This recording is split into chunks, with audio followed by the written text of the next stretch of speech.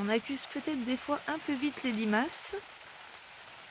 Parce que là, ce sont les cloportes qui sont en train de manger la feuille du bac qui est sur le pied de tomate là. Et en voilà un aussi sur le melon. Et voilà sur l'aubergine. On a une salade que j'ai coupée. Donc j'ai laissé quelques feuilles parce que je me dis elle était déjà assez grosse. Voilà, on va voir. Je suis sûre qu'en dessous, voilà. En fait, eux ils squattent ma salade aussi. Ils sont là. Donc, je regarde et tout ce que je vois là, je suis sûre que c'est des excréments de cloporte. Donc ils mangent pas les salades. Mais ils mangent a priori mes tomates un petit peu. Enfin, les grignotent quoi. Ils sont super nombreux sous la serre.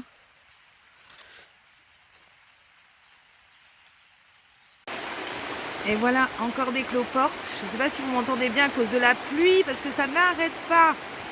Et donc, j'avais des petits trous aussi dans mes artichauts. Je me demandais, j'ai cherché des chenilles, etc. Bah non, je crois que ce sont encore eux.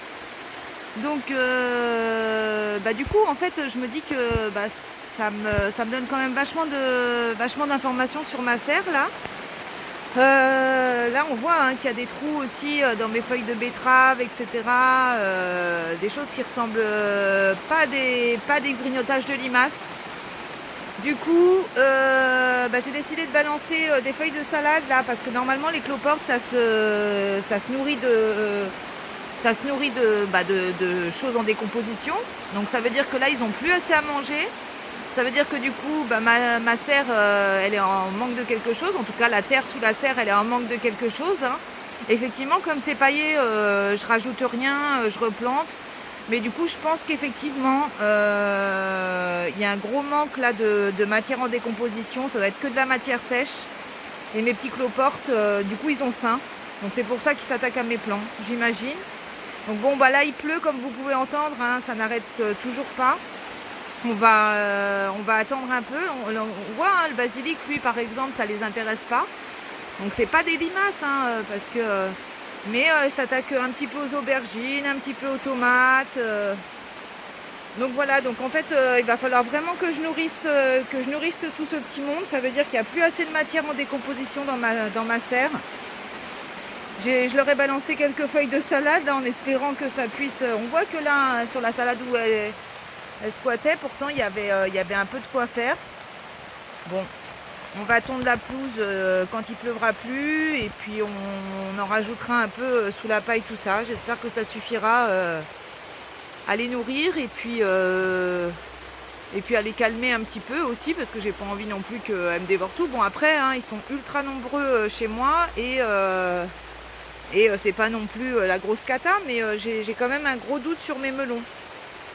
Voilà, même mon petit piment d'Espelette, là, il s'est fait légèrement grignoter.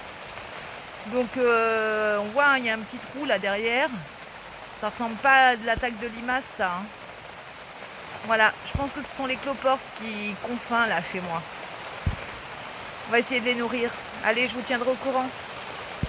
Donc je suis allée chercher quelques herbes dehors, mais le problème c'est qu'il pleut. Donc là, c'est toutes mes herbes, toutes mes adventices, elles sont blindées de limaces.